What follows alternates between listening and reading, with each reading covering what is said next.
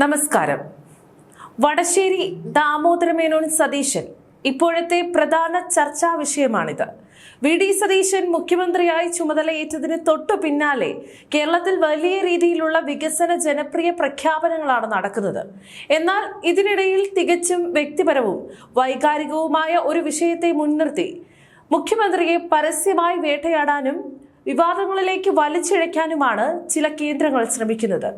സത്യപ്രതിജ്ഞാ ചടങ്ങിൽ വടശ്ശേരി ദാമോദരമേനോൻ സതീശൻ എന്ന ഞാൻ എന്നതിന്റെ പൂർണ്ണ രൂപം വായിച്ചതിനെ ചൊല്ലിയാണ് ഇപ്പോൾ സോഷ്യൽ മീഡിയയിൽ അനുകൂലിച്ചും പ്രതികൂലിച്ചും കോൺഗ്രസ് അണികൾക്കിടയിൽ തന്നെ വലിയ ചർച്ചകൾ നടക്കുന്നത്. വി.ഡി. സതീശൻ ജാതിസ്വത്വം ഉയർത്തിപ്പിടിച്ചുവെന്നും പ്രബല സാമുദായിക സംഘടനകളെ പ്രീണിപ്പിക്കാൻ ശ്രമിച്ചുവെന്നും ഒക്കെയാണ് വിമർശകരുടെ വാദം. കോൺഗ്രസ് വക്താക്കളായ ജിൻഡോ ജോണും അനൂപ് വിആറും വരെ സോഷ്യൽ മീഡിയയിലൂടെ ഈ നീക്കത്തെ പരോക്ഷമായി വിമർശിച്ചുകൊണ്ട് രംഗത്തെത്തിയിട്ടുണ്ട്. എന്നാൽ ഇതിനു പിന്നിലെ യഥാർത്ഥ വസ്തുത എന്താണെന്ന് പരിശോധിക്കുമ്പോൾ മാത്രമാണ് ഈ വിവാദങ്ങൾ എത്രത്തോളം അടിസ്ഥാനരഹിതമാണെന്ന് നമുക്ക് ബോധ്യപ്പെടുക.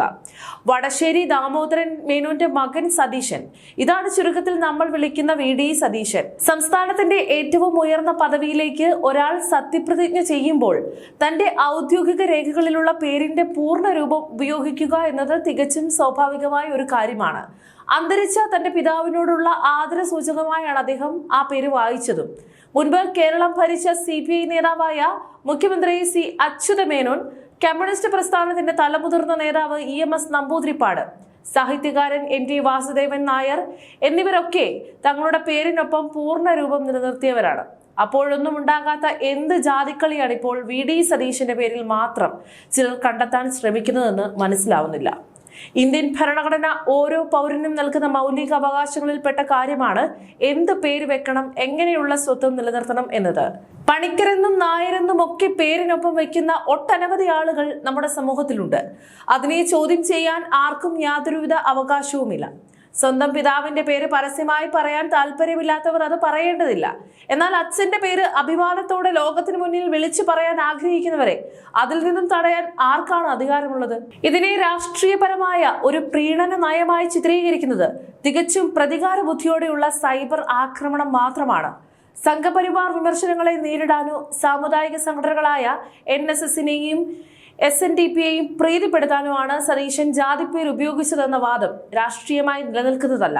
കാരണം ഒരു നേതാവിന്റെ മതേതര പ്രതിച്ഛായ അളക്കേണ്ടത് അദ്ദേഹത്തിന്റെ പേര് നോക്കിയല്ല, മറിച്ച് അദ്ദേഹം എടുക്കുന്ന രാഷ്ട്രീയ നിലപാടുകളും ഭരണപരമായ തീരുമാനങ്ങളും നോക്കി തന്നെയാണ്. ഒരു ജാതിപ്പേര് കേൾക്കുമ്പോഴേക്കും കേരളത്തിന്റെ മതേതരത്വം തകർന്നു പോയി എന്ന് നിലവിളിക്കുന്നവർ കേരളീയ സമൂഹത്തിന്റെ സഹിഷ്ണുതയാണ് ചോദ്യം ചെയ്യുന്നത്. തനിക്കെതിരെ ഉയർന്ന ഈ സൈബർ ആക്രമണങ്ങൾക്ക് വാർത്താ സമ്മേളനത്തിൽ മുഖ്യമന്ത്രി വി.ഡി. സതീശൻ തന്നെ കൃത്യമായ മറുപടി നൽകിയിട്ടുമുണ്ട്. തന്റെ ഔദ്യോഗിക പേരിന്റെ പൂർണ്ണ രൂപം മാത്രമാണ് സത്യപ്രതിജ്ഞയിൽ പറഞ്ഞതെന്നും ദാമോദര മേനോൻ എന്നത് തന്റെ അച്ഛനാണെന്നും മാതാപിതാക്കളുടെ പേര് പറയുന്നതിൽ തനിക്ക് വലിയ അഭിമാനമേ ഉള്ളൂ എന്നുമാണ് അദ്ദേഹം വ്യക്തമാക്കിയത്. മാത്രമല്ല, ആ പേരിനൊപ്പം തന്റെ അമ്മയുടെ പേര് കൂടി ഉൾപ്പെടുത്താൻ കഴിയാത്തതിൽ തനിക്ക് വ്യക്തിപരമായ വിഷമമുണ്ടെന്നും അദ്ദേഹം പറയുന്നുണ്ട്.